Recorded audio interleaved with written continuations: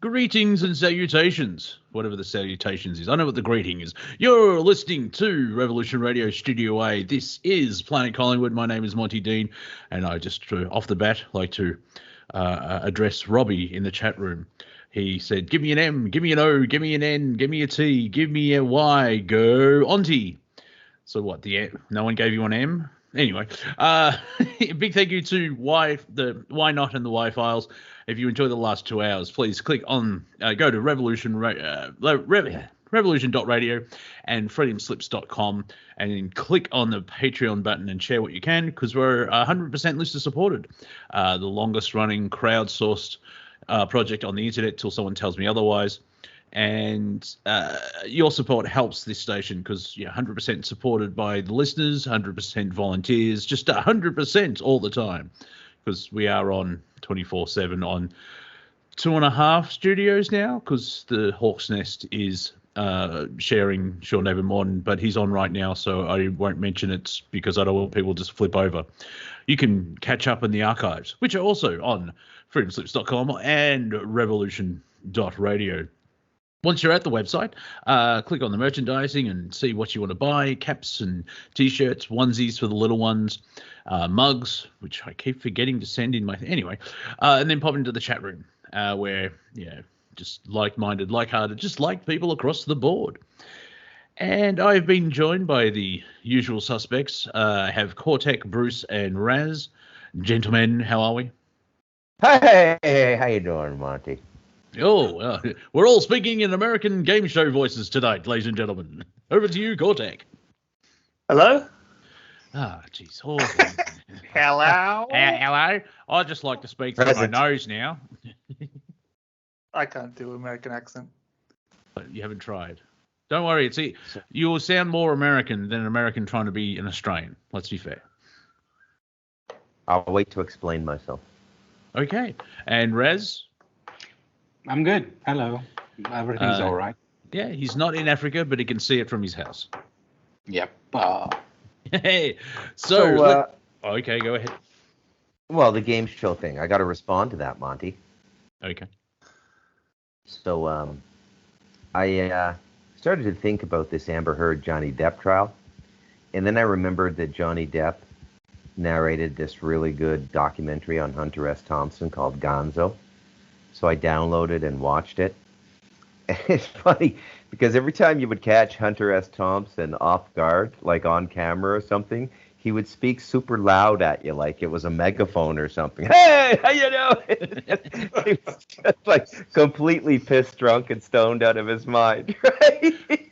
Yeah, what I love is Johnny actually hung out with Hunter to do research on Fear and Loathing in Las Vegas, the movie. And apparently Hunter would sneak down into the basement where Johnny's sleeping and paint LSD on his feet. Wow. Wow. Hey, Johnny, enjoy your dreams. That's crazy. Yeah, but that really Hunter S. Thompson level is like, that sounds pretty par for the course. But for us, that's a bit nutty. Yeah. He was a maverick, man. And I don't think he weaves into the control matrix. I think he was a free agent of some sort. Yeah. Well, I mean, that explains why people think he was odd. But he didn't have the parameters. Like, he was a nice person. He didn't go around killing people. The very first dude, albeit slightly indirectly, the very first dude to speak about reptilians, Satanism, and adrenochrome in Fear and Loathing in Las Vegas in 1972. Or 74, yeah. Yeah, a forerunner. Definitely a forerunner there. Yeah. But because people thought he was an oddball, they just thought...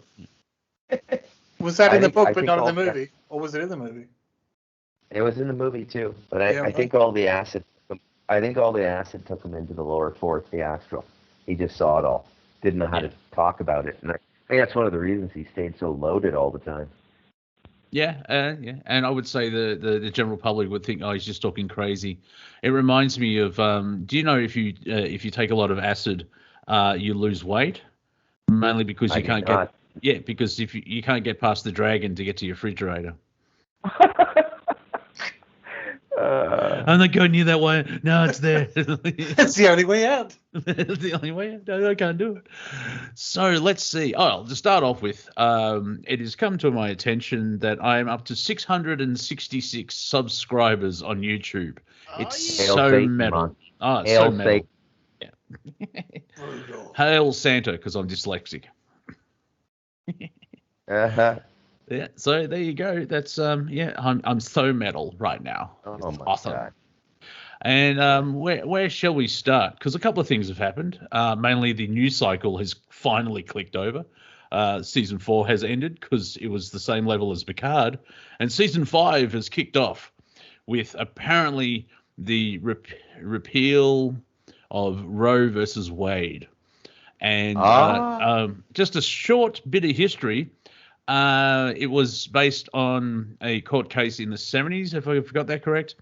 And the person in question lied. She wasn't gang raped and wasn't pregnant and didn't need an abortion. So over to you. Unbelievable, man. Unbelievable. Yeah. So people complaining like men shouldn't make laws about women's bodies. It was like, well, it's not.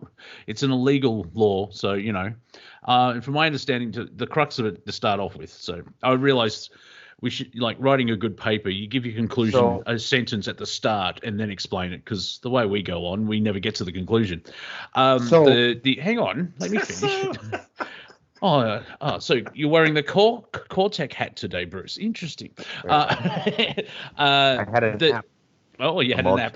All charged up, Monty. I had a nap. British everyone. I've been watching Outlander, so I may slip into Scottish very, very easily.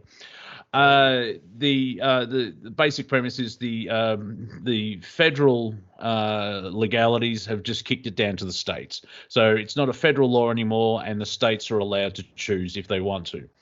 Now, most people haven't realized that, and so they think that abortions have been abolished from the planet. Yeah. So just to be clear, abortion is completely illegal in my part of the world. There's only a handful of countries you can get an abortion in all of Latin America. You can't get an abortion in Costa Rica, even if you were raped. I just said that. Okay. I had no idea about this. This just came to my attention a few weeks ago. I didn't know. I just assumed everywhere was kind of quite, caught up with everywhere else these days. No. You crazy first worlders are on your own in this highway to hell. No Moloch worship down here. That's that. So here's what I think's going on. I think it's the reverse of a Passover. Well, please expand. Don't put the animal's blood on your door. Get rid of all that stuff. Just live normally, and whatever's coming to rebalance the world, it'll pass over you. Do nothing is the Passover this time. I just told you the greatest secret. Well, live your life to the fullest by doing nothing. Bruce doesn't mean sitting on your couch playing on your PlayStation 5, getting fatter. Yeah. You actually still live, but don't engage. Yeah. Well, just assume it's already happened. What are we, billionaires? Spiritually, yes. Yeah. I'm rich on the inside. Thank you very much. Did you know? DHL. Excuse me, Cortek. No, excuse you. So DHL tracking tells me that my boom mic is in San Jose. Oh, so does that mean you're a boom operator? That's Chicow. Oh yeah, that is just one of the worst television jokes ever, because you have a boom operator and people keep singing "Smooth Operator" by Sade. It's funny it was funny in 1994. It was funnier the second time I thought of it. I'm going to try it again. I'm not sure it's one of those things that gets funnier and funnier. Yeah, no, it doesn't. It just it becomes funnier because you keep telling people it because it's annoying. I'm going to just keep that in the back pocket for when I do see someone with a boom mic. Yeah. Hey, boom operator, because I haven't heard that joke before. If I can get that, maybe I haven't. If I can just get it out once, tick that box. Yeah, so Bloody Collingwood, helping you to be annoyingly comedic. Extra points for who did the Balloon Operator song? Sade, Sade. Yeah, she did Smooth Operator. So, and she's a very good operator. Yeah. That's a pretty regular look down here in the Caribbean part of Costa Rica. Half the women here are better looking than Sade at her best. Yeah, and Sade's almost goddess level. So yeah. The women are so unbelievably beautiful here. It's unbelievable. Like, and they're all just like halter tops, cut off shorts, and flip flops. They're all like Spanish Daisy Duke. Daisy Duke, I was about to say. Hey, senor. Spanish Daisy Duke, and So I don't know how I got on that, but can be very distracting. You know what my next purchase is off Amazon if this one successfully clears customs, because I'm not past those shakedown artists yet. Is it one of those toilet seats with the 3 size smaller toilet seats so you can train cats to go to the normal toilet? No, I live in a giant cat toilet. The whole rainforest is essentially a litter box when you think about it. Self-cleaning litter box. I mean, that's why we're jealous. It's a rainforest. So, if it didn't rain, hello. So I have, that's an excellent topic that you just wandered into there, Cortek. So I have all the pluses of a relationship with a pet and none of the minuses if you have a pet in a suburb or a city. Everybody just takes care of their own business. The dog goes about 100 meters away to dump. He's the most courteous. The cats bury everything, which is pretty courteous. But everything in nature understands don't shit where you eat. Everything, except when they're babies. Everything. Just human beings seem to have forgotten that, right? We build restaurants over sewers when you think about it. Put a couple up. Should be one. Yeah, but no, I'm getting a state-of-the-art LTE 4G gaming modem. No more of these interruptions. No more of this nonsense. I'm working off of some $30 YY modem I've had for 5 years. I use duct tape to keep the antenna up. And that explains a lot. If you can't fix it with gaffer tape, you're not using enough gaffer tape. Yeah. There's not many people you're going to hear on a podcast who goes off air and comes back on and says, my cat knocked over the modem. Up to 11 now, 6 kittens and 5 adults. Well, 2 juveniles, 3 adults. I have it on good authority that a cat can't really have more than 3 litters. So my 3 main adult females, they may be leaving the world now if incarnations are mission-based. You know what I mean? Yeah. You just need one. You just need one more cat, and you can have a basketball game. Is that such a thing? That's the funniest thing Monty Dean has ever said when you think about it. That's brilliant. Did you guys get that? It's like the philosopher's soccer game in Monty Python. The cat basketball game. It's like the level of juxtaposition is that good. Well, yeah, and you have to have a reinforced ball, or you have to clip their claws because, dribbling. Yeah, so anyways, enough about my Amazon purchases. Most of our listeners are unemployed. Let's move on. And a good morning to most of my audience. I can't remember. I met a fan on the comedy show, and I can't remember his name, so I'm really doing well, aren't I? Yeah, it's a good story. It's a great story. Well, you weren't there. You're not a fan. You just turn up and... That's one name off the list, then. Yeah. Narrows it down. Was it Riley? Bruce, you were there. Was it Riley? Okay, he's from... I don't know, Monty. Yeah, I don't know. So the gentleman that were... follow-up questions, but I never got around to them. Yeah, so the gentleman we're referring to, we'd like to apologize because I heard from a listener he did actually say I'm one of the tens of people that listen to your show, and I can't remember your name. That's just so wrong. That's still super nice though.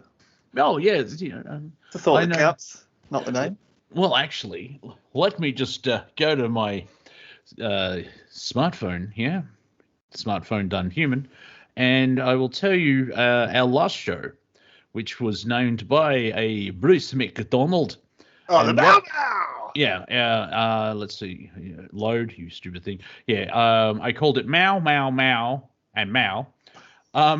It worked because I've got 234 views, and I'm usually getting 200. Meow! Meow! Yeah, so I don't know if I don't know if people were looking for information about Chairman Mao, but yeah, it's a popular video on the old Uzi tubes. Made me realize I hadn't actually fully seen the full Deer Hunter from the end. That scene from the Deer Hunter, the Mau Mau scene. If I heard Johnny Depp correctly, that's an accurate description of what it's like to take acid with Hunter S. Thompson as well. And live with Amber Heard. It's about bandwidth, Bruce. Bandwidth. Bandwidth. That's a bit of a Mau Mau relationship, Amber and Johnny. Eh? Yeah. She's speaking the interrogator. Yeah. Speaking of letterboxes, Amber needs her own because you don't want to wake up next to that. So yeah. She pooped in the bed, everyone blamed Johnny for being a violent man. Well, that didn't work out. So. I know we started out with Roe versus Wade, and here we are. What is it? What is all the fuss about? Why is he in court? I've not bothered to even look at it, although it's been probably about 28% in my entire peripheral. It was an abusive relationship. In short, Amber, who was the abusive one, said that Johnny Depp hit her. And everyone believe all women. Well, she's proving that you shouldn't, because she was the abusive one. So this is why I'm seeing so many thumbnails of him chuckling into his suit, kind of thing. Mm-hmm. Yeah, because there was a libel suit in England, and it kind of came out.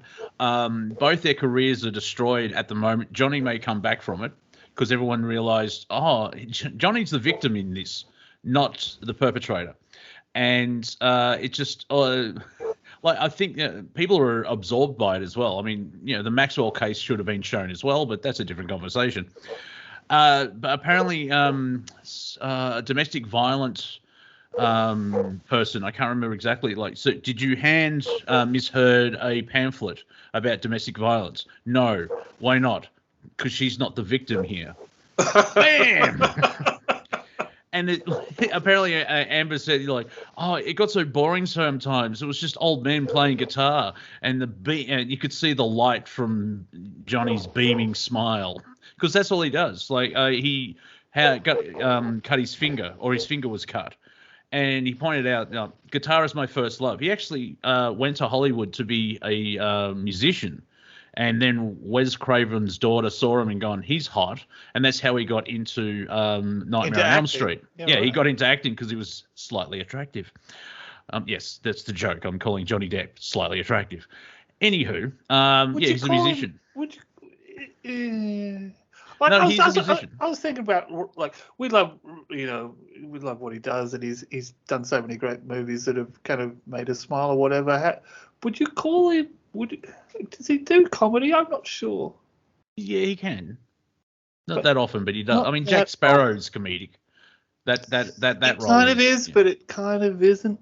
Yeah, but it's played for laughs. It's not constant, but it's a very unique. I mean, it's just Keith Richards. Let's be fair. Yeah. That's why they got Keith to come in as his dad. So, do you know that there's one good cure for a cold? It's heroin. That's what he said. Yeah, well, yeah. I like the joke of God is talking to Adam and Eve for the first time. Adam, Eve, this is your Garden of Eden. Name all the animals. All the fruit is yours. Stay away from that tree at the end. Don't worry about that one. And then Adam says, "Who's that guy?" And God goes, "Oh, that's Keith Richards. He was here when I got here."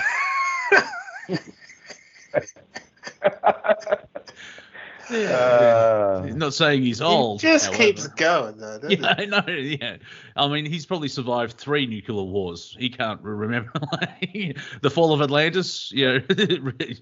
Keith was sitting there tuning his guitar, going, "What was that?" He's really a shining beacon to us all. In a way, yes. You know, I wouldn't. He's not really an example. Well, he's not dead yet. Well, no, but also I wouldn't try and match Keith either. I'm not a big Jesus fan. Well, actually, I'm not a big church fan, but I see Jesus as more of an example than Keith Richards. Like, that Jesus chap had a good idea about, respect everything, love everybody, be nice, that type of thing. Keith just, keeps going, and he's the Energizer Bunny.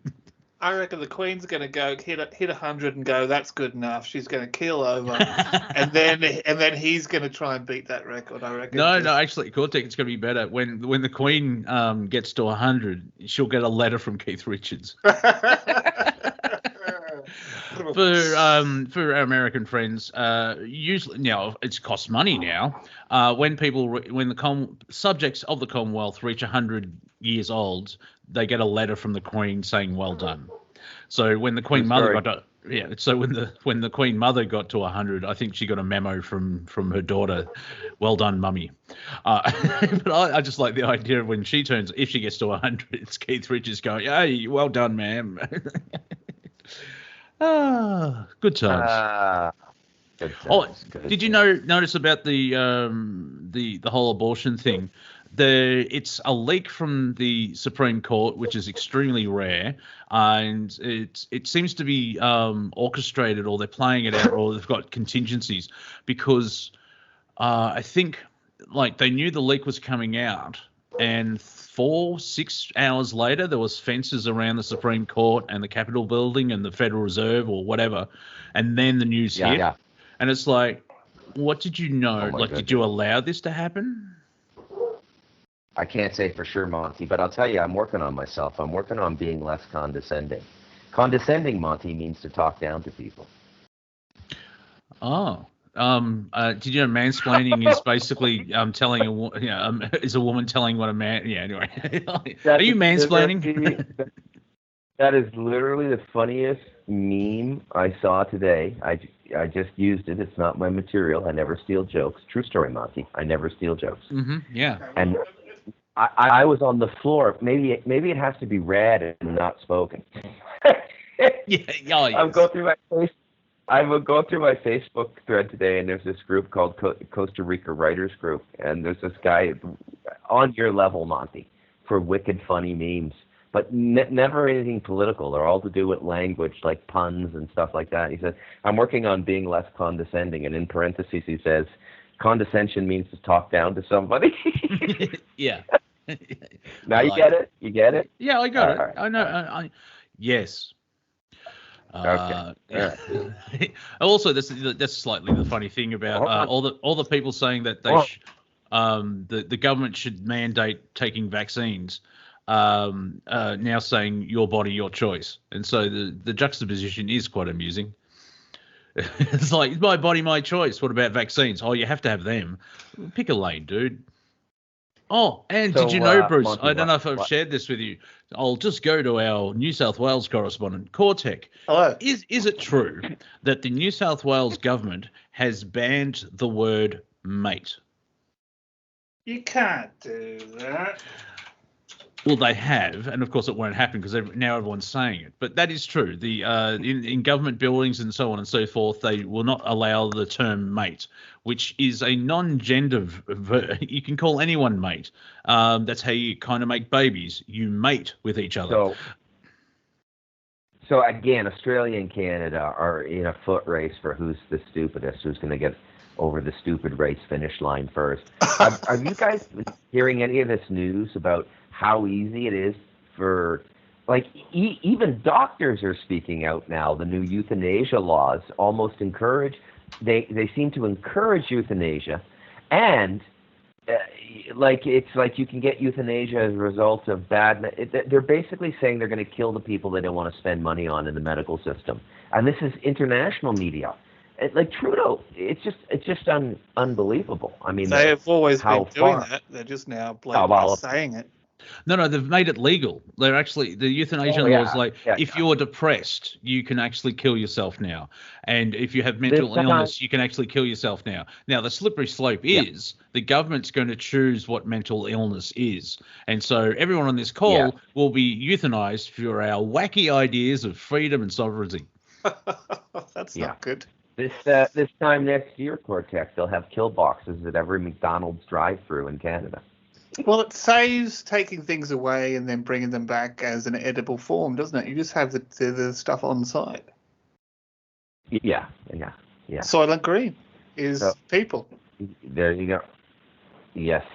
Well, I mean, Futurama was made by the producers of The Simpsons, and The Simpsons usually can explain anything in the universe from a Simpson episode.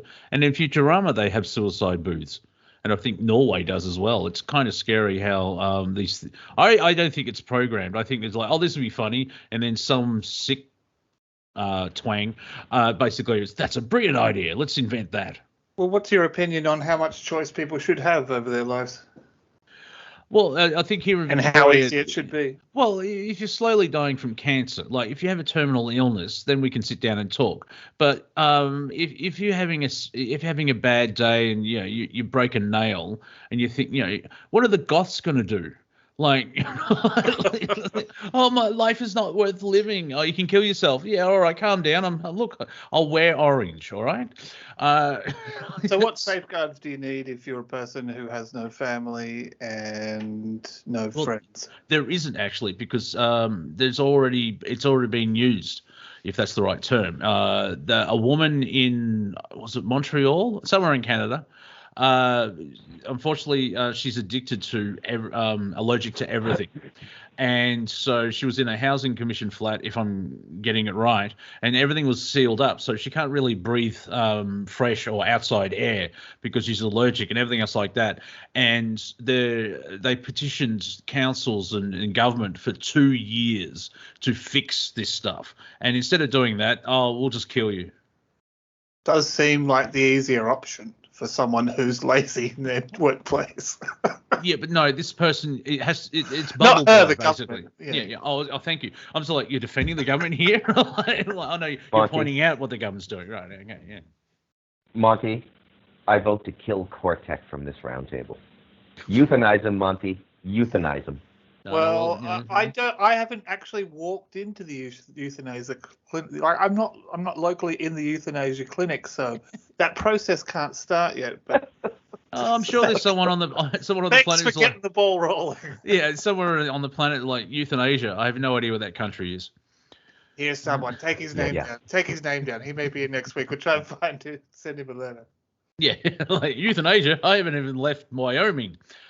No disrespect to Wyoming. I just had to pick a state. Did you know why the Hadron Collider hasn't really had a lot of news in the last 3 years? Because it's turned off, and apparently it's turned on, and people are saying, is that why everything's acting weird? Because they're trying to create a black hole and suck the planet into it? They definitely be aware of more stories saying they're on the verge of something, or on the cusp of something, or they're just about to do something. It's the biggest scientific tenure wrought in the world. But it's good for animators too. It's good. That sounds like professional procrastination. Oh, it's going to do something. It's going to take 3 years to upgrade it to do what we need it to do. Because right now, that's the reason why it can't. Because we need to spend another $6 gazillion on it, and then, yeah. Yes, and also I'd like to acknowledge the ferret, who I call Pierre, who gave his life to stuff up, like he got into the wiring and basically died from electrical shock. But it shut it down for a couple of months because he ate through the wires. So talking about spiritual missions. That is a scientific equivalent of my dog ate my homework. I love Sean David Morton's story. He was talking to someone from the Collider. Where CERN, and it's like, so why doesn't it work? Well, we think we think when we turn it on, it does work, but it winks out of creation, and then it just takes us back a second just before we do, and then the machine fails. And it's like, that is the stupidest explanation of incompetence I've ever heard. Does sound kind of tricky and amusing, which is what the cosmos likes to do. Well, it's basically the egg. It's basically the egghead version of the dog ate my homework. Yeah. Yeah, you're getting paid how much? I mean, it's like the whole thing about Joe Biden would like $33 billion to go to Ukraine. And how many homeless people do you like? What about your own country? Let's talk about that. It's just about funneling that money from the country's people to the corporations. That's all they're doing, and an easy way to do that is to make the corporations offshore, and then just say, "Oh, we got to give these people aid," and then you just catch a plane over there, or you get your son over there with his laptop, and just get them to kind 10% for the big guy. Funnel it all in. They're literally doing it right in front of us. Okay, this is like the highest level of expression in their world, right? It's like a mockery ritual. It's to be brazen. You couldn't get it. Yeah, you couldn't get us. You got the laptop, and you want to get us for doing something in 2014, 2015 in the Ukraine. Well, yeah, we're going to do it right in front of you right now. What are you going to do about it? That's the way they think. Right? They're doing it. They're doing it right in front of us. That's a big. Can you imagine sending $33 billion to the Ukraine right now? Either we're at war or we're not at war. Is everything fiduciary now? Like the way the way Trudeau shut down the trucking thing in Canada. They want it to be that last line of leverage. So. I'm not sure if this has been said on this roundtable. I know that this little bit of information has gone around in the news and in the alternative news, but you guys do realize that even through World War II, the Federal Reserve and the Bank of England honored every directive from the German Parliament on what to do with their money in foreign holdings, even if it was to buy weapons to fight the country that was holding the reserves, like Britain or the United States. Now, go from that. So in the physical war, where they're actually killing each other with bullets, nobody touches the money. In this money, they're not actually shooting at each other. Everybody's just going after the money. This isn't a war. It's a heist. It's been nonstop looting since 2007, the subprime mortgage. Okay? And everybody's in on it now. China's in on it with Evergrande. It's just like, oh, okay, this is the way things are done? Okay. But if they don't get called for what they're doing, and this continues to go on, then, well, everybody's just going to break their economy. Everything's going to become black market. The governments will sort of price themselves out of any utility. Oh, by the way, stupid white people are the only people that don't have big and robust black markets. Everybody else does. India does. I'm the best traveled guy on this call. Everywhere you go, there's a black market. I got a place I can go 20 minutes off this mountain where I can get cigarettes. I don't smoke cigarettes, but my mother-in-law sells them up here. I get cigarettes for like $6 a carton smuggled in from Panama. It's like $30 a carton in Costa Rica. Right? There's a black market. They call it the Mercado Negro. It's literally black market in Spanish. Or they call it the Panamanian market. Yeah, that's where Escobar came from. Before he discovered cocaine. He realized, hang on a moment, because like he had the network already for everything else. And then he decided, cocaine sells. Really? So this is the natural evolution of the free man on the land and the sovereign citizen and all those types of people, is just to start large, robust black markets like everybody else in the world does. Okay? When I went to Taiwan, I read the Lonely Planet Guide to Taiwan, and they estimated conservatively that 60% of the economy in Taiwan in 1992 was black market, off the government's radar.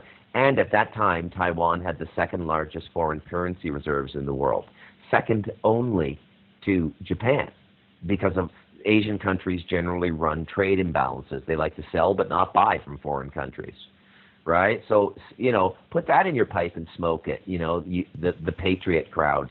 it's not that America patented patriotism. Other civilizations are generations ahead of them. Yeah, we're also patriots. We also hate the government. We did something about it. We created a large and robust black market. And the weird thing, it's a bit weird. Bear with me now. Open your mind real wide now. The way to get rid of the black market is to remove the corruption from government and let government get out of the way. And then you wouldn't have a black market. But the black market is just a people's organised market. It's trying to sidestep the things. And if we've got to get away from this model, we're just running on models at the moment. There's nothing set. We should know that everything needs to kind of advance like that. But if we do it, if we kind of blanked. Well, if you look 100 years ago, in the United States, Prohibition. Isn't it amazing that no one drank alcohol in the United States for 13 years? I mean, everyone was making themselves. I mean, there's a TV show called Broadway Empire, which is all about the Prohibition, which didn't work at all. In Spain, there was a good, I'm not sure where, somewhere between 2010 and 2020, there was 3.5 years or something where Spain didn't have a government. And they were doing better than they were. Yeah, I was like, did anyone notice? It's like, there's no government. 2 coffees, thanks. So developing the robust way in which we barter with each other is the first thing to do. Well, I think it was the first half of the 1800s. There wasn't a central bank in the United States, and it boomed. Like inflation, I think it went up $2 in 50 years. Or 20 cents or something, extremely small. And then, of course, you had the Civil War start, which, shadow puppetry type thing. And then, like, the second half, I was listening to Strange Universe before I started this show, and Sean was saying that, Bruce, you like this, I think from 1844 to 1900, it was the most advancement of technology in human history, well, mainstream human history, like the last 5,000 years. And then, of course, the black hats didn't like that, and 13 years later, you have the Fed Reserve and you J.D. Rockefeller and all that, it's like, so you can, they stepped on that because, like, hang on, humans seem to be developing quite well, and we don't like that because we're not human. Okay, so Monty, I'm going to go out on a limb here and come up with a real 50-cent sentence. I think that the dark side saw the future, and they planned this attack on the human spirit, and their plan is the Industrial Revolution.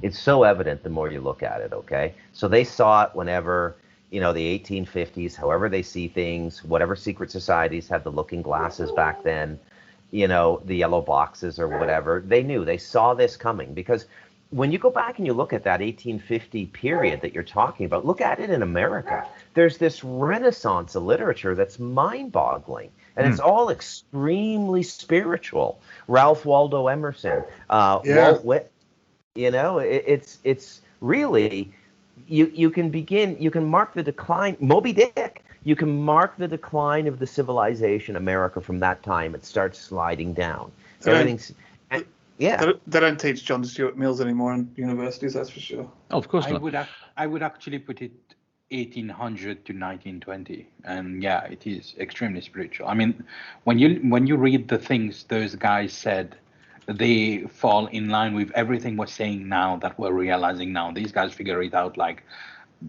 2 centuries ago. It was just insane when you read what they read spiritually. It's just something else. I think we had things figured out in the early 1900s, really. Those world fairs, in part for the technology. Okay, all right. Technology's all right. But the ideas and the, an environment where you had people like Tesla that could experiment with things like this without feeling like there was a million rules. We're not going to get a better government by making more rules. That just is not how it works. No, the technology was slowly increasing, and then it started to be. It wasn't stopped, but it was funneled because, say, the invention of the aeroplane, which was 1908 or something like that, and World War I, you finally had combat air. But you just go less than 20 years. 20 years later, from World War One to World War Two, the jump in technology from the machinery from that to that, and I think the Roaring '20s, and then you had the collapse through the stock market at the end of the '20s, and then the Great Depression, which would have affected everybody, and you could see the sliding scale with the civil, as you were saying about the spiritual side of the United States in 1850. You had, look what the Civil War did to that country, where it was, American fighting an American, and 600,000 lives lost, and it was brutal, harsh, and just disgusting. Then was it the Crimea War? You had the Boer War, and then the First World War, and you're into the 20th century, as well as the rise of psychiatry and psychology. Whoa! What is it good for? Well, like the whole thing, God is dead. What? Because some git in Vienna who had a very attractive mum has gone. I know how the brain works. It's like, so, what about your mother? Yeah. So tell me about your mother. My mother is very attractive. Yeah. I like mothers. Yeah. I am a mother fracker. Yeah. Like Swiss guy from. Stop sounding French, both of you. Stop that French. All right, stop this. This is a very French thing, and I've been accused of it, of going after people as mother. You like the milf, yes. So stop that, both of you. We'd like to apologize to the French speaking people of the world, except for Quebec. You're on your own with that one. They're experienced. Quebec, the other French people. Anyway, that's basically where you could hindsight is a superpower, and we're only up to we're talking up to 100 years ago. We got to 22 or the start of World War II, which is 36, 39, and we've talked about it many times that in the timeline, that the time point of the end of World War II, where the Russians were our allies till they realized, oh, hang on, how can we keep the military complex going? We need to be war, and the Russians, even with the collapse of the Soviet Union, they still thought they were enemies. Which I'm watching them. What would we call it to put the fear of God in them? Well, they like the sunshine. Let's call it the Cold War. That would it send shivers through them. Apparently, that's what happened. That really will be one of the principal delimiters of the 0-1 great Boolean duality of this fading reality. That you just nailed it right there, Cortek. It'll be divided between people who love a creator and people who fear a god. It's just that simple. I never understand that term. I'm a God-fearing man. Why? Because I've been taught to be. Yeah, the God of love. You fear that. Uh-huh. Yeah. That explains a lot, actually. It should tell you everything right there. That should just tell you right there everything. All right. Yeah. He's my creator, and you should love God, but I'm a God-fearing man. What? I feel like if anyone's seen basketball, Lake of Those Fire, people Monty. Lake of really Fire. cannot be saved. When people say, "I fear God" or "I'm a man," they really cannot be saved because they are not talking. It's their genetic code talking. It's really sad to see that. Yes. Some of the DNA skin suit that have that code, they're just at the mercy of it. Really at the mercy of it. That's Yes. very, very sad. Well, look, man, it's some high-level David Blaine magic. I understand why they don't understand how he knew what card they picked. I understand. But when you come to a greater perspective, I think what you realize is that predicting the future and making people believe that you can predict the future is probably as dangerous as literal time travel, like going back in time. And stuff like that. It's time tinkering. You know, whatever creator exists, it's in the moment. You know, Yeah. the past, it's in the moment. So who cares what's going to happen in the future? Yeah. Right? There's another big. I used to have I've done some research. Sorry, I did some research. Grammar not good. No, yeah. Me speak well. The character in Basketball, played by Robert Vaughn, every time he's talking to Jenny McCarthy, where he says something and she says something stupid like, you know, he's like, you know, it's so stupid that you start having convulsions from the. I love this sentence. You're so dumb it hurts. Yeah. It's like but now I'm at like, really, or even like watching Ozark. Biden's done this. Of course he has. This is kind of inferring that people can't get smarter, though, too, if they don't have the right information. Like there's some kind of DNA block, like Raz said, or maybe, you know, that might be. Is it all blocks could be unblocked, can't they? Well, yeah, they that's don't the want thing. to. They can't be free, right? You see, freedom is living with it's like a living imagination. Nothing is fossilized. It's like light-coated consciousness. They don't want to live that way. They can't live outside of the embryonic womb, the cocoon of a belief system. That's the great downside. This is like 2 millennia of brainwashing. It's spiritual incest. It's passed down from generation to generation, and they mate with each other. It's retro. To answer, that's what we call epigenetics. You know. Yeah. To answer your question, Cortek, as not in that's the situational type thing, which is true. However, if you're a spiritual entity in the skin suit, which is DNA technology, technically, yes, you can break out of that if you do the work and you can understand your DNA codes. Now, as Bruce just pointed out, you've got 2,000 years of time on Earth backing up the programming in the DNA, because you aren't your body. You are part of your body. It's like wearing a T-shirt. You know, eventually you want to change your T-shirt. The T-shirt isn't you. So technically, pedantic man, you can change through the DNA. However, you're on planet Earth with disinformation and ego, as well as 2,000 years of like, no, God loves you because he created you as a sinner. I'm sorry, what? There's a lot of pushing shit up the hill, it sounds like, but because people are maybe a little bit lazy to do it. So in the broad spectrum, the answer to your question, can people break this? Like, yes. It's going to be extremely hard for a lot of people, though, because they're comfortable in the poor me aspect. I know, but it seems like it's something that we have to do together. Well, yeah, I mean, if you want to go with do your own inner work and you change your frequency, either you actually move sideways into a different timeline that matches that frequency, or people around you are attracted to your frequency because they're the same frequency, or people with lower frequencies have to raise their frequency to match yours, because science has proven that a lower frequency can't exist with a higher frequency.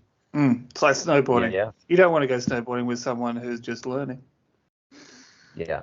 Well, you can. So you're a cool bastard. So you go back to that time of high reason, right? Like that we talked about in the 1800s. Not high reason, but they were actually more free thinking then. When you go back and you read it, they were more free thinking than the hippies, the 60s generation thought they were. They were so World War I, and what happens when you perpetrate mass trauma on people is they basically go back to their codified living. Okay, so because that's what you do. I mean, when you're in danger, you contract. You sort of make yourself smaller. You hide. It's like when you go into the surf and it's really cold. Yeah, but it's not. Yeah.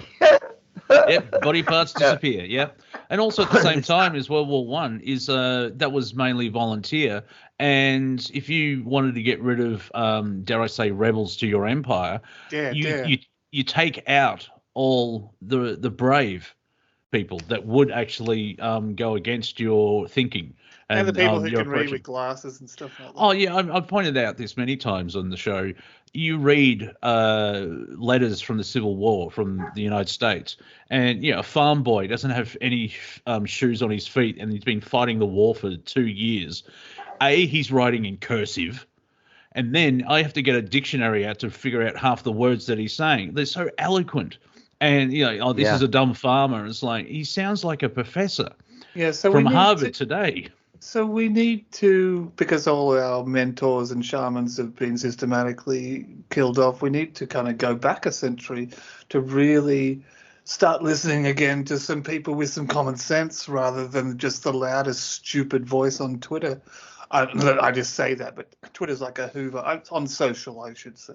Twitter should be. Should be okay. Now, brace yourself for this sentence, because I know it may. No. What are you doing?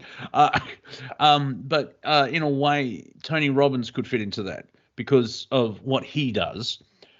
He makes people walk on fire without burning themselves. He's trying to bring out the best person possible, and so it hasn't been eradicated from society. The traditional roles aren't there, and most people, Tony Robbins is a crackpot, and it's like, well, he maybe is, but he's a self-help guru.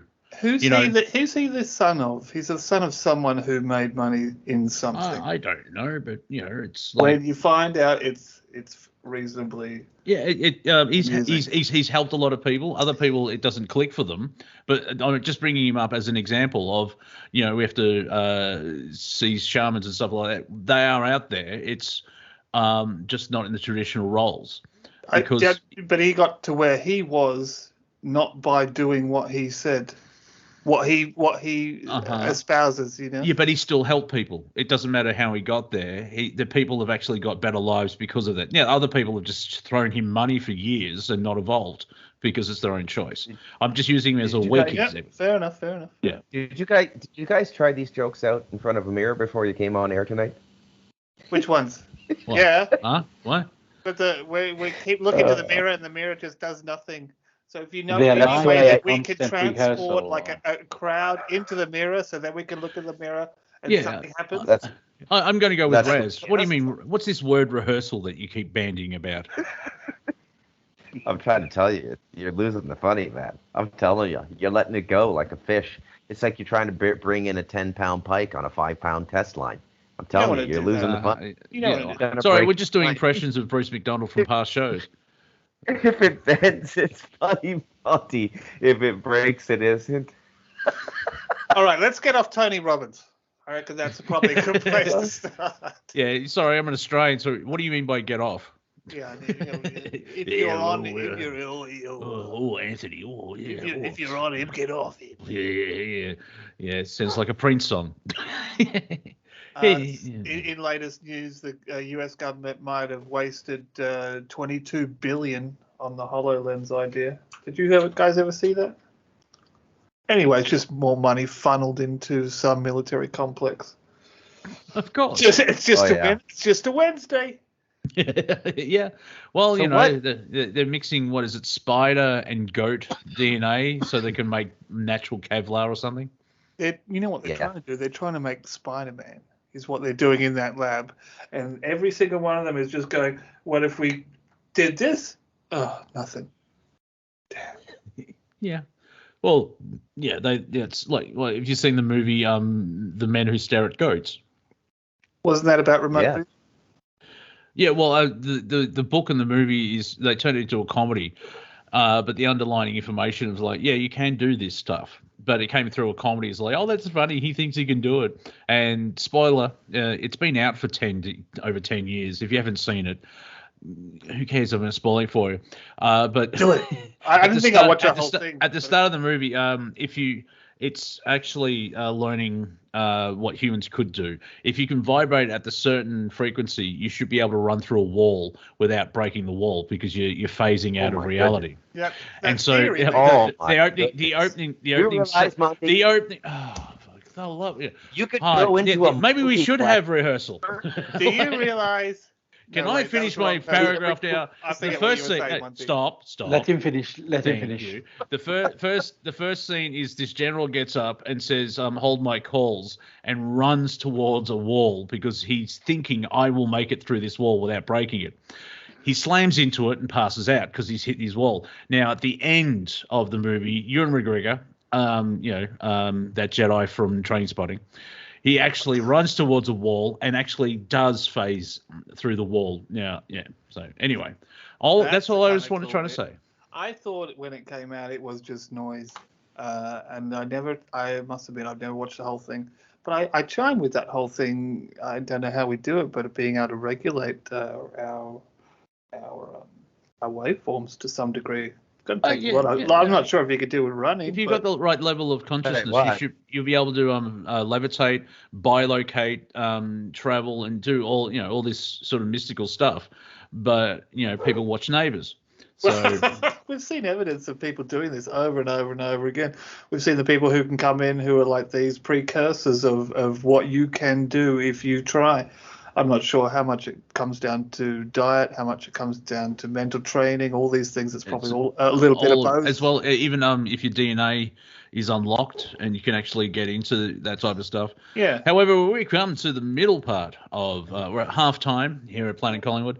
We'll be back after these few messages, and I think we have something to talk about. What can humans actually do that we've forgotten to do? And I'm talking millions of years. You're listening to Revolution Radio, Studio A. This is Planet Collingwood. Right back at you soon. I'm doing so well. See you soon. And now is our winter of incontinent. No, wait. Welcome back here to Planet Collingwood, here on Revolution Radio Studio A. My name is Monty Dean.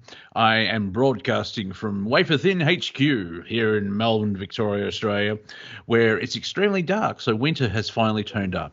Huzzah. And so probably I'll melt tomorrow. I have been joined by Cortek, Bruce MacDonald, and Raz. If you enjoyed the last hour, please send money. I'm just doing a short version. We're 100% listener supported, so thank you for all your donations. You allow Rev Radio to stay on air on Studio A, B, and C, which is referred to as the Hawk's Nest. And for those who have flipped over from Strange Universe, hello! You've left the universe and found a planet. So there you go. So yeah, I don't have a universe. I just think global. Because that's the daunting task of freeing us from the shackles that Team Dark put us in. And when I get too overwhelmed by it, I just think, well, at least it's just one planet, not the whole galaxy. Yeah, because that'll take a while. You want to step beyond nationalism, don't you? It's a planet we're trying to do here. Well, but that's natural. Which reminds me, apparently Joe Biden has blasted the Supreme Court over Roe versus Wade. Is that the same way he blasted his underwear when he was at the Vatican? It's all shit. It was nice, Rich. He has a good diet. Roe versus Wade, does it have anything to do now that Ruth Ginsburg is dead? Probably. Because when she was here, this wouldn't have happened, Suddenly she's gone, and yeah, I think you're right.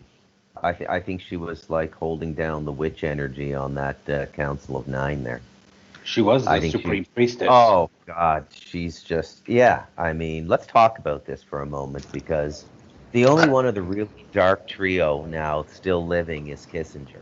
And when you understand these three people, you understand like almost everything that's happened since World War II, and just like how I could not help but notice God's irony in having Madeleine Albright pass right at the moment when all the paid and bought for media is telling us that Putin is committing war crimes in Ukraine. 500,000 children were worth their goals. She said that. She actually said that in an interview. 500,000 children died because medicine was on the embargo list when they had that radical embargo between Iraq 1 and Iraq 2, right? And everybody on this call, I think, I don't know how old you are, Cortek, but you remember Iraq. They'll probably be engaging in the future implications of wiping out that amount of future generations. It's despicable. Oh yeah. They think by ruling the planet they'll depopulate, and it's like, well, as I keep pointing out, from a spiritual context, we're just going to go up a level where we're more powerful and have more memories, and they're screwed. It's like exactly what's going to happen to TV. TV is going to Cortek. die. Hello? Cortek. TV is going to die If we with re- the generations if- that still support it. It's going to be like that. Why do you If say we that, remove Cortek? child slavery in this world, your packet 7 countdown will be like half empty. You know that, right? I don't understand. Say it again. Well, I mean, If- my iPhone would If have you been made. if you eradicate child slavery in this world, your packet 7 countdown will be half empty. Oh, yeah. But you can't kill everyone and still expect servants. Well, they die all the time. Either in some subterranean tunnel or Africa or mining for some rare earth mineral. My God, you'll be amazed. But never mind. Continue. Oh, well, what I find interesting was 100 years ago, there was only 2 billion people on the planet. And back then, we have to depopulate. We have to have a managing number. Yeah. And, the biggest, ratios were still the same. But no, actually, they only have to kill 1.5 billion people because they think half a billion's right. And, I got thrown then. Unfortunately, every time they try, the greatest killer of the 20th century actually is government. It's democide, and they've been trying all these plans, and they've just used, Kissinger said food is a weapon, and all this type of stuff. And we're up to nearly 8 billion now, and this is where my optimism comes from. It's like, it's not working. No, it's not. We're ruled by psychopaths, run by idiots, and humanity in its subconscious is like, no, sorry, we're winning, and there's more of us, and they're talking about apparently China wants to go into space now, and there may be a space war between the Chinese and American with all these satellites, and that's even getting closer to not disclosure, but spirits and aliens. Because if humanity, the way we are, leave the planet and leave the orbit of the Earth, we're screwed. Let's just simplify that as well, because any space project where people have no idea about the costs or conditions or whatever, there's always been a massive black hole. So to try and increase that with it, we're going to do more space, but you haven't been, and you kind of need to explain why first. Yeah, well, I mean, why go into space? We should really figure out all our problems first here and then go out. But we can mine asteroids, and we'll put a billboard on the moon, and Elon Musk wants to go to Mars, and so on and so forth. It's like, have you seen how supporters at an English football match act? And just there are groups of people that turn up to matches and just fight with the other team's supporters outside. They don't even care about the game or the results. They didn't have a ticket to get in. No, they just fight with, where are we this week? Nottingham. Oh, I hate those blanks. And there's groups of people, they just brawl with each other. And so it's a fighting, it's like Fight Club, but using soccer or football as a surrogate. It's really weird. They've made movies about it where it's got nothing to do about who's playing in the team. It brings me back to the DNA blockage thing we were talking about before. And what's easier? Would you rather just fight rather than, I don't know, what the opposite of fighting is? Making love. Well, it's the thing as well. Like, you've got 2,000 corruption in the system. Sound like a Monty Python skit. There's corruption in the system, but the knowledge that people have, because people are stuck in their belief engines or their belief bubble, it's been reinforced now where they won't allow any new information in. But certain things, like, I don't know, if you read a book that Bruce co-wrote with Andrew Bartz, it's the world galactic historian. The information in that book will open your mind and heart and DNA really wide if you take it on. I haven't still got to the one about the farms with aliens in it yet. The farms with aliens. There was Stardust Ranch. that one there. Right. I still haven't heard that or listened to that, or I basically have just given it away. I'm going to do it on audiobook, but still not yet. Well, start. I will. You'll notice that conversations on this show will be vastly improved because you'll know what we're talking about. Maybe. It's 50-50. Yeah, well, it depends how you absorb the information. But there's a trilogy that Bruce has written, and I would recommend reading. Now, don't read them all at once. I'd also recommend because reading. It would be an information overload because the amount of stuff you sort of have to read Stardust and then or listen to it, which is me talking for 7 hours. I'm not Elvis. I'm not going to put 3 on at once. No, you have to let it absorb the information and let it settle and see how it works in your psyche. And then the next one, Light of Darkness. Oh, yeah, dark. The word dark, it's in the title. The book's dark. Belly of the Beast. Belly of the Beast. You can feel when things make sense, though. In a 3-act structure, Act 2 is really Act 2. Yeah, because Empire Strikes Back. Yeah, you've got the you have the opening story, Stardust or New Hope for Star Wars. Hey, what's going on here? Then Empire Strikes Back and everything's just gone to shit. And then you've got which is Light of Darkness, wow, everything's shit. And then you have the Return of the Jedi or Galactic Historian. It's okay, there's the resolve. Nice. Yeah. But that was a you're the only one who has tour that you did, Bruce, like those 3 books, wasn't it? Yeah, 3 books. I'm done, man. It was a trilogy, and I didn't know. It's just 3 books basically themed on the time we're living in, right? So if you want to have an understanding of what this ET movement is about without going, it kind of takes you into it, explains everything from the perspective of an experiencer, and at the same time walks you through the whole exopolitics community, because John was in it from the late 90s. So we don't talk about that a lot, Monty. How that's a big part of the book too, where we just talk about everything, John Mack and everything. And then and you want to know what's going on with all this black magic, and are the Jews really evil people and all that sort of stuff? Read The Light of Darkness. And the answer is no, they're not, but they definitely were a big part. A lot of the darkness in the world now comes from, let's say, the Solomon crowd, but it's way bigger than just the Jews, but it's all temple nonsense.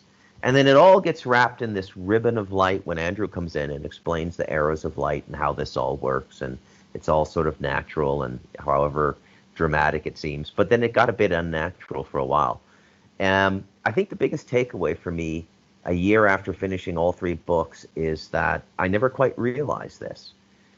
But if you it's going to sound freaky, but if you accept the story of Christ at its face value, that it's the Son of God and he came back to save the world, you must also simultaneously accept that the guy who created this whole cosmology fucked it up. He screwed it up. He's admitting to his own error by having to send his agent down to... What? Yeah, never mind. Keep going. Yeah, the word. Sorry, I forget. It's was it kind of error to have error though? Was that what he was trying to do? I think that's the kind of thinking that begins time warfare. Yeah. Oopsie. Sorry. My bad. Yeah. Those kinds of questions are kinjite, forbidden, as the Japanese say. Hey, Bruce, I'm going to try some marketing. Bruce, you'll love this. Cortek, do you like Bruce Lee? I like stuff. Oh, yeah, no, Bruce Lee's great. I thought you said, do you like red wine or white wine? No, I would have said yes. Yeah. Do you like Bruce Lee? Yes. Then read Galactic Historian. Yeah, just for that. Just for the Bruce Lee story is mind-boggling. Yeah, don't say anything else. Just say, Bruce Lee, read this book. Why? Read the book and find out. Anyways, Monty, you're going to get us all in trouble. Rev Radio doesn't like infomercials, but it's not really an infomercial. We've been talking about this a lot. We just did John Edmonds' memorial with his wife on the 28th of April. It was very emotional. It was 4 hours. There was about 9-10 people there, Monty? Yeah. And there's a lot of stuff to digest here at multiple levels, man. And then sort of getting a bird's eye view of, it's all just mind-boggling when I think. And then to round it off, you know who I spoke to today, Monty? Stephen Kelly, the first guy I edited a book for 10 years ago. But my name's not on it or anything. So it's like this whole writing that came out of the alternative media world and the ideas that were going on in there. It began with Kelly. Yeah, very interesting. That I would have that conversation today as well. I think it was great. Like 6 or 7 years. It was What's great. that? It was great to see you go into these things, into these projects, and get them done. And you are here. You are either producing or consuming, and if you are consuming, you're a lost soul, really, because you're not doing something for yourself. So it's great to see it's great to see creative projects like that, and everyone should be doing more of them. You know what the old people say. Yeah, you know what the old people say after they retire, Cortek? Keep busy. That's it. I'm not really an old guy yet in the true sense. At 65, I'm only 55, but my life is so I don't work more than 60 hours a month. The next 2 months, I'm going to have like 60 hours. Tax season is coming up. It's just going to be my balls are in a vice. But normally, I don't work more than like 40, 50, maybe 60 hours in a whole month. I'm positive that's why people die. Because the brain activity just falls off, and they feel like they have no purpose, or they can't find a purpose. You're familiar with the band Tism? Yeah. Cortek? Yeah. This is Serious Mum, an Australian band. They actually have a song which they wrote it came out in 1988. Was it I'm on the Drug That Killed River Phoenix? No. What's that going to do? No. It's 40 years in death. Song. It's 40 years in death, and that's the thing. It's like you work for 40 years and then you die, like because you full time for 40 hours a week for 40 years, and then you retire at 65, and apparently you've got the rest of your life to enjoy yourself, but you've been run down because you've probably been in a job that you hate, and you've earned all this money, and then you're just completely being grinded into the dirt. It's like, okay, do something. Tism came out with a song called "I'm on the Drug That Killed River Phoenix," and it was kind of more upbeat. No, because you didn't die. But you're getting it wrong again. You're getting it wrong again. They released a song. Provocative. Yeah, they released a song called "He'll Never Be Old Man River," and the chorus is "I'm on the drug that killed River Phoenix." Okay, I got it wrong. Yeah. That was grim. Great song. Thanks for the pick, Monty and Cortek. Thanks for the pick me up. We get a cut of every Tism album sold. Yeah, it's only 0.00006 seconds. No, check out the film clip. You'll be wondering why 7 guys in masks jumping around. Someone described the band as it's an aerobics lesson in a Burns unit.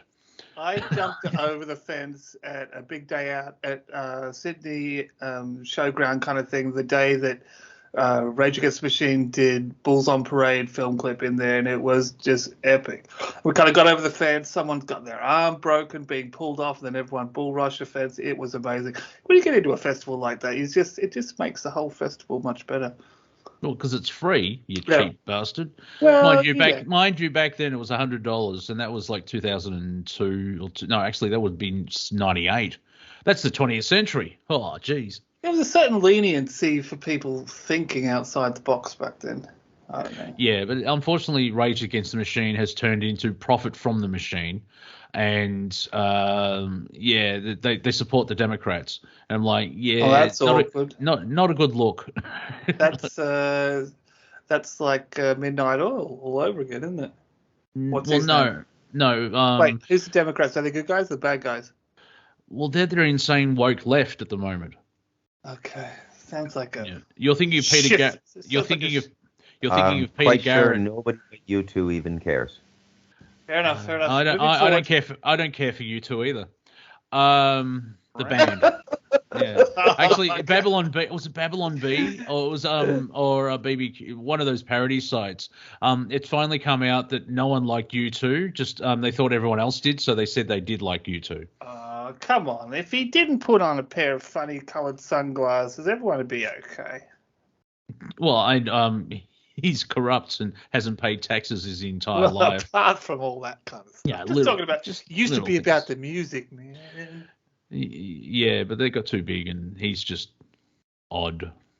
Very, very odd. Anyway, you're talking about Peter Garrett, who actually became a politician, the lead singer of Midnight Oil. And what freaked everyone out is because he was very, like, he was with the Greens and everything else, like, you know, supporting that when he was in the band. All his lyrics were so punk. But hey, B. They were. He was like a punk guy who played rock and roll. Yeah, you interrupt when I'm making a point. Just don't forget what you're saying, that's all. Huh? Anyway, so when Peter Garrett actually went into politics, he joins the Labor Party, which is one of the two major parties. Everyone's like, "What? Hang on, aren't you supposed to be Green?" "Oh, but my parents were Labor." Okay, and he was a celebrity, and he got railroaded because of the possibility of him actually making a change because he was popular. He was an outspoken man whose lyrics, when he was in a band, were totally anti-government, totally, people-focused, and then he just got hung out to dry. Sorry, Bruce. Okay, guys, come on now. Okay, I'm gonna read my tweet of the day. Okay, it's in response to Justin Trudeau. I just did it as you guys were going through like mid-90s rock music. Is that what that is? When is Rage Against the Machine? Oh, yeah, no, let's get to something more important. Yeah, Rage Against the Machine is from the 90s and Midnight Oil from the 80s. And they actually did make it to North America. Can I just say there's nothing more important but music? Over to you, Bruce. All right, fair enough. Justin Trudeau said, "We're imposing sanctions on 203 individuals complicit in the attempted annexation of certain areas of Donbass, Ukraine, because they are complicit in the Russian regime's ongoing violations of Ukraine's sovereignty and territorial integrity." My response: you mean you're going to rob them? Do they know you're acting alone? You had me at rob them. Oh, that was enough. Yeah, I saw footage of Castro Jr. He did a video. I don't know if you saw this, Bruce. It's sickening, but that sycophant twang. I'm glad I invented that word as a swear word, or spoon. I like spoon. I like spoon. Yes, spoon. What the hell does that mean? Easy exit stage left. And it's you can say it in front of children. Clown's another good one. Clowns. Twang. Yeah. Anyway, this clown is doing a film clip. And he's talking to 4-year-olds. Now, I know you're about to turn 5 and you're really excited to get the jab. I'm like, this is sickening. He's talking to children about getting vaccinated at the age of 5. That's because every single government involved in this stuff has bought 5 years plus supplies and used public money for it. Yeah, and this hasn't got out yet. But we've had little peeks and hints about it. We've got reward for it. Moderna's been given their own little slice of Wuhan down in South Australia because nothing happens in South Australia. But it's not a good look. It's not a good look. That's the thing about Ukraine. It's been reported. Now I don't know where it is. Anyway, 30 biolabs, and depending on who you listen to, Putin is Hitler. Or Putin is liberating native Russians because of the persecution. I thought you were going to say Liberace then for a second. Yeah, well, no, I don't think Liberace wouldn't do well in Russia today. I heard he's still alive in a 7-Eleven somewhere in the south of America. Is that your what you remember all that Elvis? He's there too. Spotting? Yeah, but they can't work in the same place. I think they just apply longevity technology to them and take them underground, and they got a kind of like Vegas thing going on down there. Yeah, like an old this school weekend, kind of cabaret. Molly, I'm going to see Elvis. He's 162. He's not 162. How old would he be? Probably not even 100. I don't know. You're on the internet. Try there. Who's good at math? Yeah, well, when was he born? Ages ago. Duh. How do you put a number on that? He's only called the king of rock and roll because he was the first, and that was in the 50s. And then the first boy band that really got huge was the Beatles. How old is Elvis? He would be 42 years old right now, which is not very old. Well, no, because you're lying. Because he died when he was 48. Oh no, he was alive for 42 years. My mistake. Yeah. Just go to Wikipedia and look at his birth date. Because he was in his 20s in the 50s. So he's born in the 30s sometime. So it would be 1935. Yeah, so it'd be 90 or 80. No, hang on. Cuspy. So it'd be 85-ish. Oh, 80, geez. 88. That is prime material for underground cabaret show material. Yeah, him, Jimmy Hoffa, JFK, Princess Diana, JFK Jr. All of them. Oh, God. Anyways, so what else do we got going on? Do we want to talk about Lavrov's hate-filled statements at the United Nations?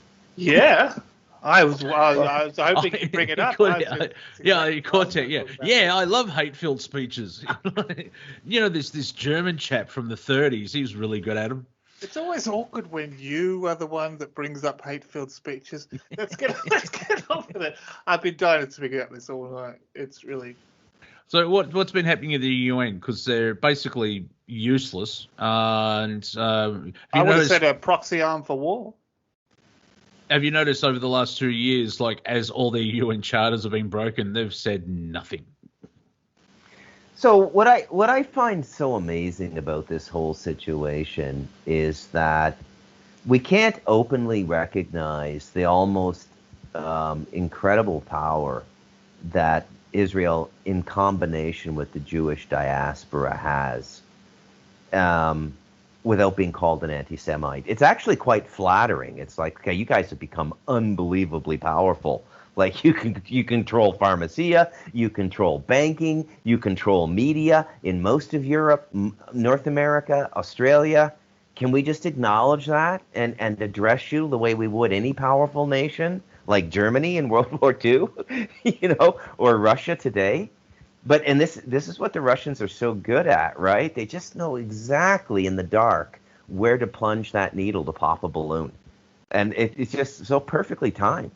Lavrov is nobody's fool, man. He knows exactly what he's doing. For those of you at home who don't know what we're talking about, there were the topic of Ukrainians' large Jewish population and Israel's fascination with this war came up at the United Nations.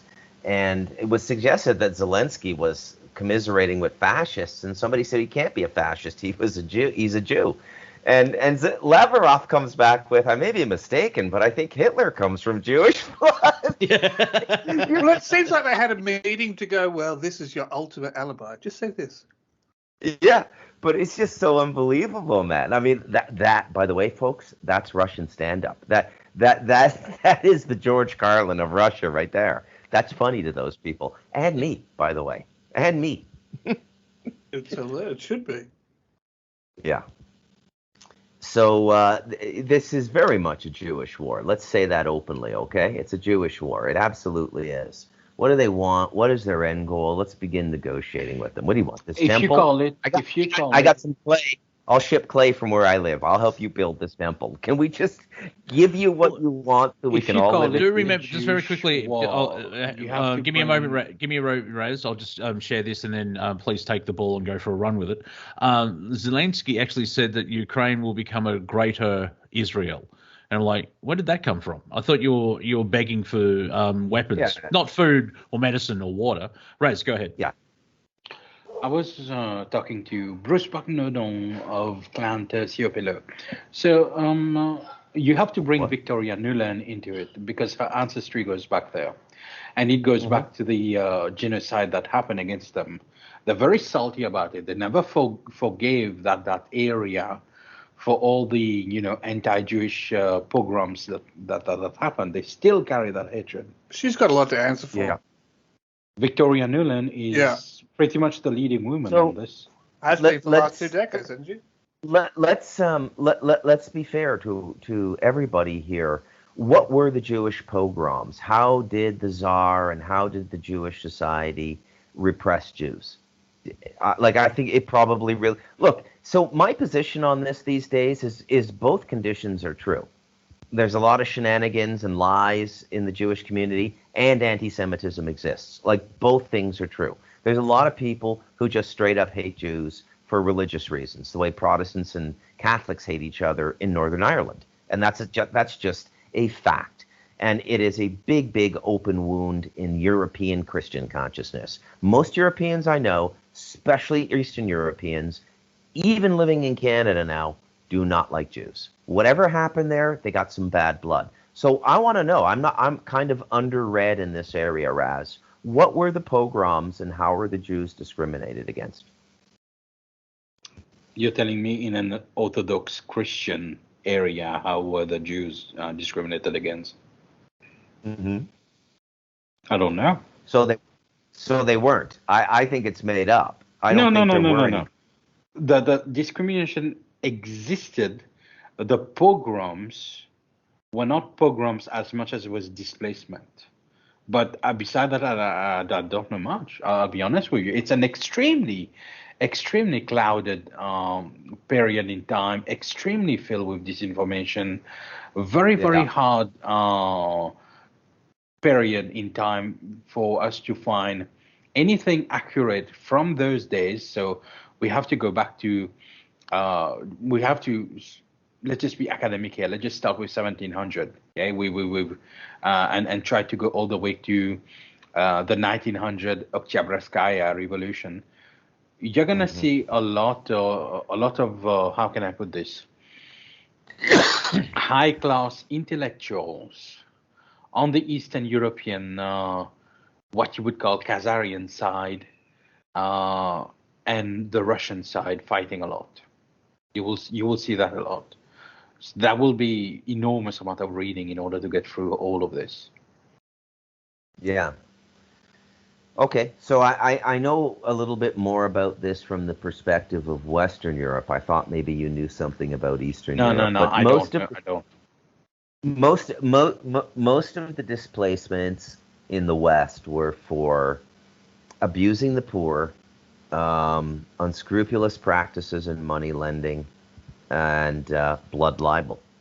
And that's uniform. Spain, Portugal, England, 1293. Yeah. It just comes up. It just comes up again and again. A lot of Anyways, examples of those same patterns.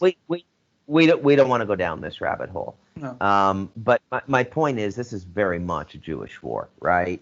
And look, I'm not taking a side. I think the whole Abrahamic system is compromised. I think the only thing, growing up in it as a Catholic, the only thing I take away is Matthew, Mark, Luke, and John. I make about 15% of the Christian edict to live on a daily basis. That is the hardest mandate on the planet. Turn the other cheek. What? No, I'm going to bob weave and do a Mike Tyson combo on his head. What do you mean turn the other? Right? Yeah. Turn the other cheek. Let what him are you talking about? I'm just writing this thing. Let him get away with it. Him's going to be me. So the final inversion, Satan's mockery, is to make the Christians filled with hate. This is what the whole black magic ritual about leading up to Revelation is all about. And if you listen to them now, they're all full of hate. None of them are really Christians anymore. Did you say listen to them, Mao? Now. Just checking. You want to try to sneak one of those in there? Wow. So the anger gets in. They allow the anger in because righteous anger is allowed in their religion, but there's no such thing as righteous anger. Okay? Anger is anger, and it's toxic. And then you go from a loving and funny enough, I'm not even a Christian, but funny enough, if you read the Gospels, it's basically a recipe on how to avoid hate in your heart. Okay? And every Christian I know now is hate-filled and anger-filled. Riddle me that. No, it's so true. If you've gotten to that point, then you haven't really you haven't thought about it enough. You haven't taken enough time to think about the situation. You're just underbaked in the whole affair. If you're settling on anger. I see that. Now brace yourself for this. I see it in the Star Wars fandom, where there's people still today that hate the Last Jedi with every fiber of their being. And I'm like, have you seen the movies? Because like Yoda points out, like you've joined the dark side. Go through your Jedi trials and just like, okay, it exists. I don't have to watch it. But it's that like where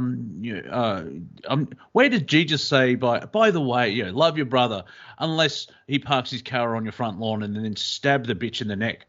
You know what I mean? It's. I'm pretty sure it's somewhere in the fine print. Yeah, it's at the back somewhere. Yeah. Go biblical on their ass. You know, I think they said shiv. I think it didn't designate what you were to use. Yeah, prison yard style. Yeah. Yeah.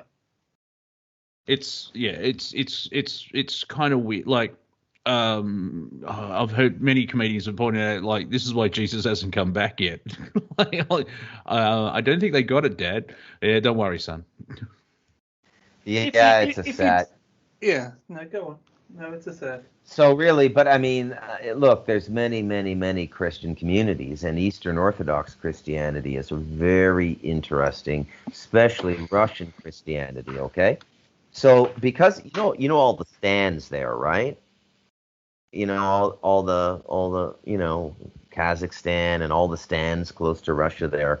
Well, they're all Muslim, and so for centuries, Sufism has been slipping into Russia. And it kind of merged with Eastern Orthodox Christianity, and they have these very interesting, specialized, highly functioning religious subgroups in Russia. It's syncretized. Yeah, it's a very unique culture. So it's a different expression of Christianity. It's not end times and chaos. They went through theirs when the Berlin Wall came down, right? Really, everything that's going on now is. The idea that everything is going to shit only exists in the heads of people who have everything now, which is about 10% of the population, right? The people I live with on this mountain, I keep my mouth shut about politics, man. Like, everything's going their way. Some socialist government's going to come in and double their ability to, sell shit they're given for free to buy alcohol and crack. They're on cloud nine, man. Which is basically what socialism is. They don't get it. Everywhere is evening up. Everywhere is seeing what everywhere else does, and what everyone else has, and is demanding the same thing. You can't stop that. Having something like the internet propagated around the world with people with their own computers. Well, it's interesting as well, where if you watch what's happening to Russia, it's going to probably turn into the new Garden of Eden, because like no more Facebook or Pornhub or McDonald's, all that decrepit westernized crap that rots your brain. They're going, no, not anymore. And it's like, hey, here in Russia, we are all making money and enjoying life and going down to the shops and buying popcorn. Yeah. Have you guys read Rigging Cedar series yet? You haven't. No, man, no. So I know, though, just from reading those books, that you came to a respect for Russian culture. I came to a massive respect, not for just the culture, but the ideas that I saw put into place in real life politics. And the way that this book is these series of books is like a folk story. It's like a national folk story, because it contains so much connection with the land. It's not this I'm this cyberpunk character in this disassociated post-apocalyptic game of this city that looks like a garbage dump for a quarter of the quarter of it is a massive garbage dump. It's a solid. It's trying to make a solid connection with the planet we live on, in ways that you can do with where you live, how you live, what you eat, how you involve what relationship you have with other beings or aliens on this planet, which are all the animals. How do you relate to them? Do you find them as something you can relate to, or do you find them as something completely alien that you've never learnt anything from? These are the things that are all there ready to take, down to if you're making this, we used to get all the stuff we had by people encouraging the land we live on. We're now assuming that the supermarket's going to do everything for us when it's not. We used to breathe in all the things that used to balance our fine tuning, and we can't do that anymore because we have so many less trees, so many less plants, all that kind of stuff. Yeah. So speak for yourself, white man. Well, yeah, I live in the rain. I know. Those who live people who live in the city, you probably got the cure to a whole bunch of things that people in the city are suffering from. Well, just the tree stuff. I remember, like when I was growing up in the 80s, like my dad and his dad, you would have the garage or the shed full of tools, and they could do basically anything. Not probably well and make a successful business out of it, but they could do their own plumbing to a certain point, or do woodwork or carpentry, and like also how many people still have a veggie patch in the backyard and all that type of stuff, where there was that non-dependence on just corporate greed. And that's changed as well. Like, I don't have any tool. I've probably got about 3 spanners and 2 screwdrivers. Not so much a dependence on that thing, but it was knowing that you could and work with systems that didn't get, like a car is a massive example of that, how they just made it, you have to plug it in before you even know what's wrong with it. You don't kind of. Well, that's the thing as well. That's like those systems, not in the car, but overall, they've been corrupted and they've been like I've got an iMac. It's 6 years old, so Apple doesn't care anymore. That's just out of warranty. Beware, it's going to just break down now. Oh, well, yes and no. Thanks for jinxing that, Mr. Manifestation Man. But I've got like over 1,000 because I DJ'd. I've got over 1,000 CDs. I actually had to buy an external CD DVD drive because Apple wants everyone to just go streaming or download. It's like, well, I've got CDs. Like, my technology's so far ahead. I had to go retro to like watch a blue DVD or just transfer a CD onto it. Now, also going to a little hint of optimism, where everything's streaming now. We've passed downloads. Then explain the explosion of how many people are buying vinyl again. Like wider spectrum of audio, isn't it? Wider spectrum of frequency. Well, yeah, it sounds better, because it's warm and it's an analog. But it's fascinating where vinyl died out, but in the last 10 years it's come back with a vengeance, and so a lot of bands actually release a copy of their album on vinyl now. Yeah, because people are like, if you what? Yeah. It sounds better. If in all these kind of transferences to new ideas and the transference of power that goes with it, there's always an over. Think about it like an axe. No, axe is not a good example. Is it always an over? Think about it like as a T-ball. You got the T-ball. No, it's no good. It's always an over. There's always an overextension of the idea where it goes too far and people go, well, hold on, we got to bring that back maybe about 30%. That's always happens, whether it's transfer of power from what people like or what, basically covers it all. Yeah, something that Robbie said in the chat room just then is that something you can touch, where physical media still means something. If you ask Bruce what's the best way of reading his book, he would say the paperback, unless you want to get fancy and get the hardback, which is slightly more expensive. But it is better. Yeah, it's still better to actually hold that. When you hold a book in your hands and read that is a totally different sensation of holding a Kindle thing and watching a screen. Do you think that comes down to what we have interpreted? Make a computer analogy. What we've interpreted as a save button, which is just turning the page, and when we don't have this turning the page function, this physical thing to, as we do it, save and reflect on that page we've read, we seem not to remember the writing so much too. Yeah, in a way, yeah, because you've also, like, as Bruce pointed out, like, you've had 2,000 years of gaslighting, where everyone's stuck in their own DNA sort of pen.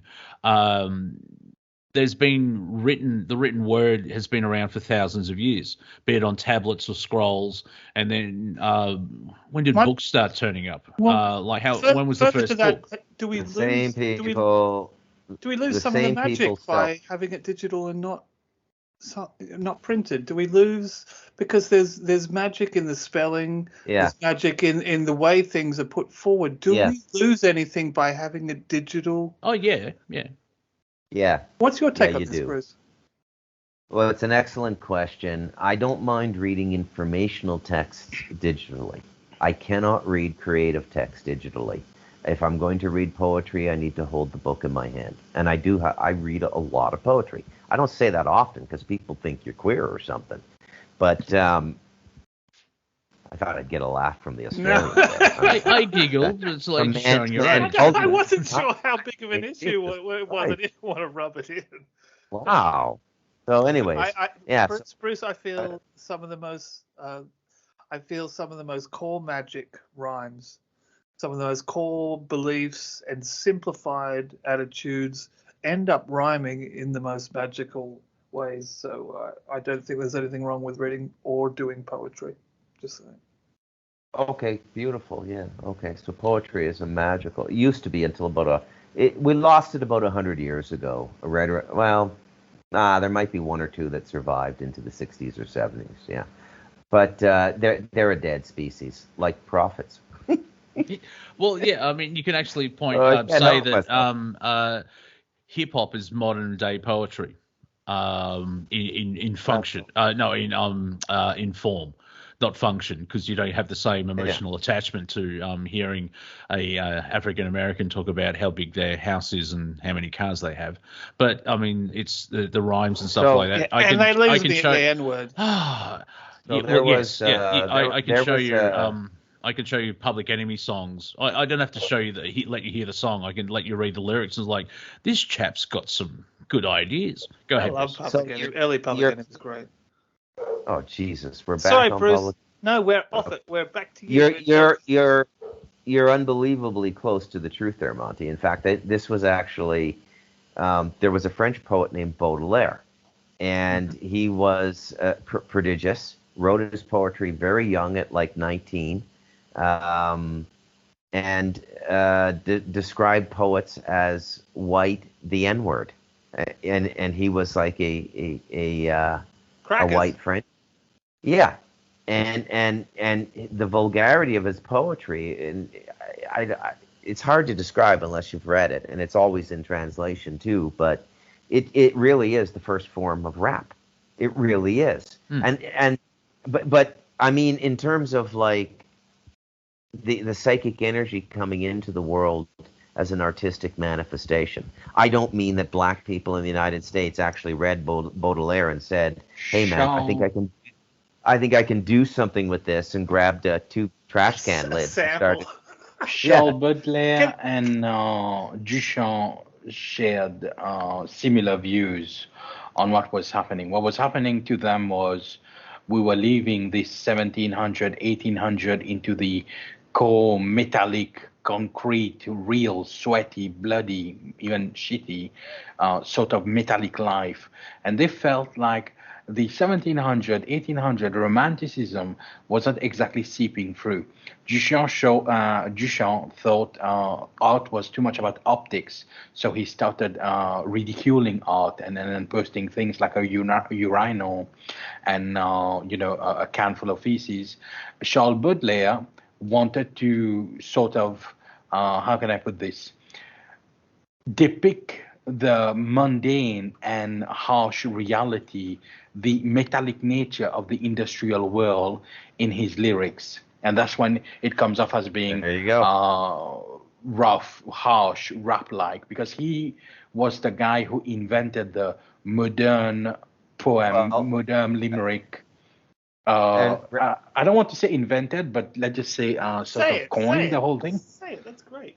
Because invented is a big word, but let's just say like Bruce called it a sort of precursor to rap, because it was a precursor to rap.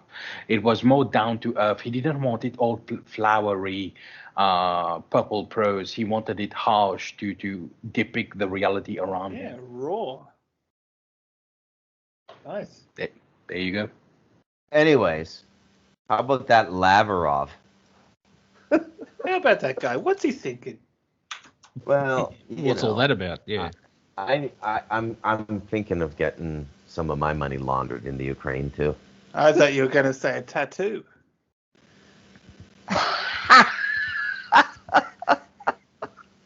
You're going to get a tattoo of the Ukraine? Good. A lot of right people. Oh man, that's your best line ever on a planet Collingwood right there. Everybody's in top form tonight, man, for comedy. That is seriously the funniest thing. What was the funniest thing Monty ever said like 15 minutes ago? I can't even remember anymore. I wrote it down somewhere. Hold on. No, you didn't. You're lying. And I remember it because it's just one of my many jokes that he's put out there. Well, Bruce has 11 cats, and if he gets one more cat, he can have a basketball game. Yes, that's it.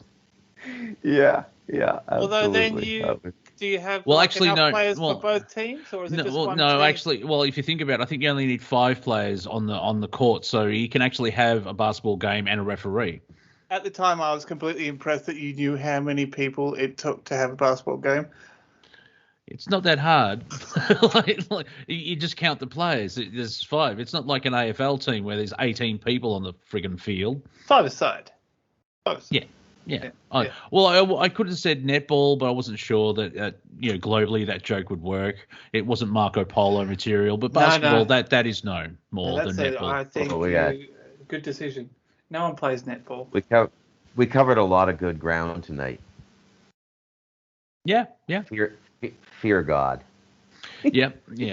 I'm a God-fearing cat that plays basketball. Fairing. I got the fear. Fear or fair?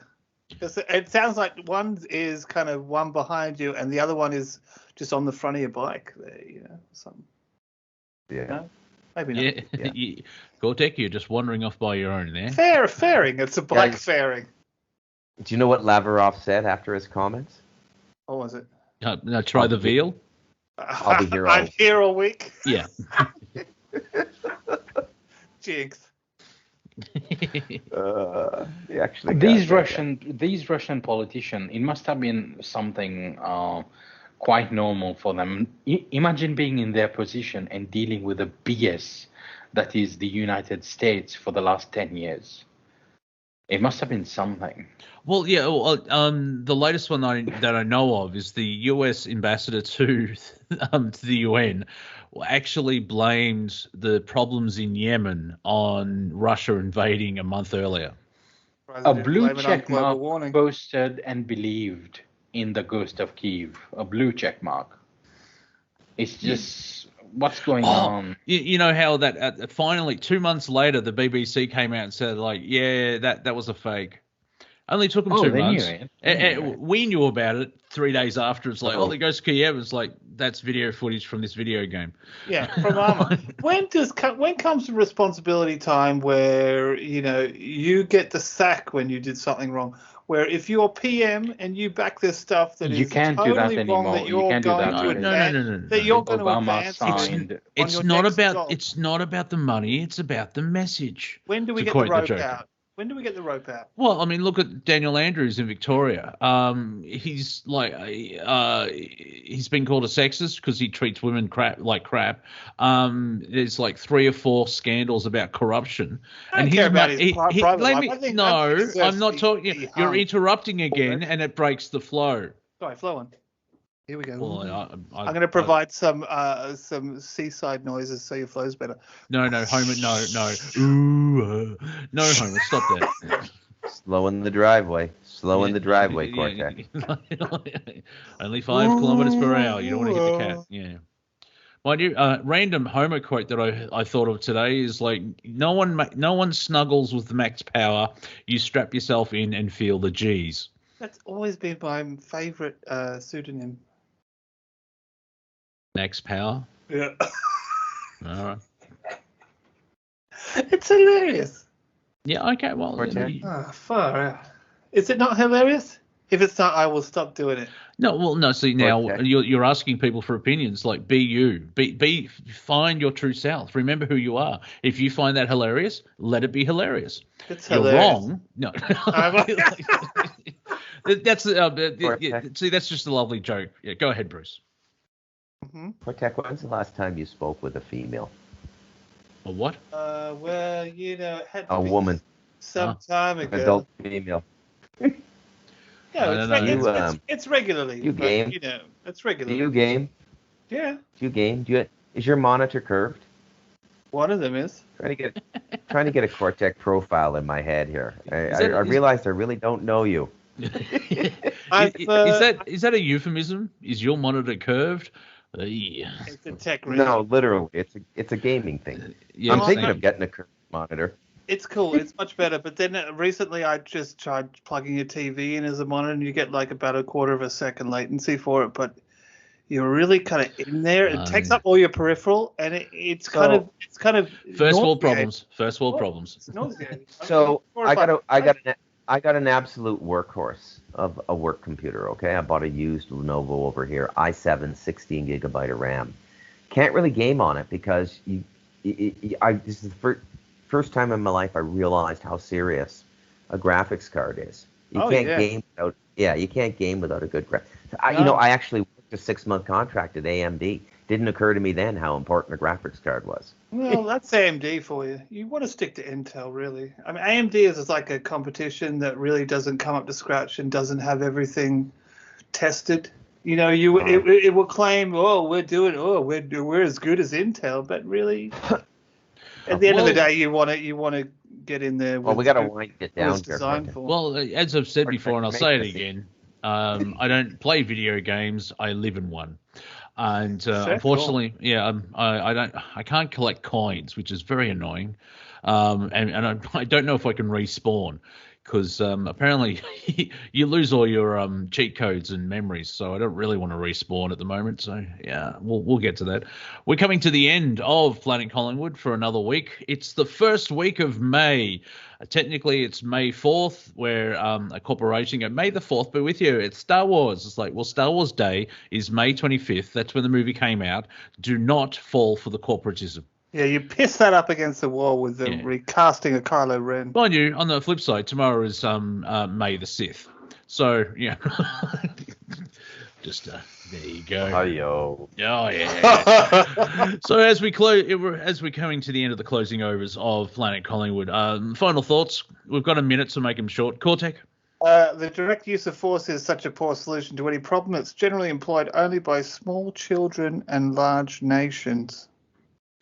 Right, that's very reminiscent of there's 3 things that tell the truth: drunk people, small children, and yoga pants. Bruce. It's true. I'm gonna tagline this exit of your roundtable, Monty. If you got bees and frogs, you're probably gonna be okay. Yep. Yeah. Balance in the Look ball. to the canary. Raz. I will simply say to people, triple R, rest, recuperate, and rehearse. Yeah, naps. Naps are very powerful these days, let me tell you. And don't forget to rehearse, people. I got another one. Right.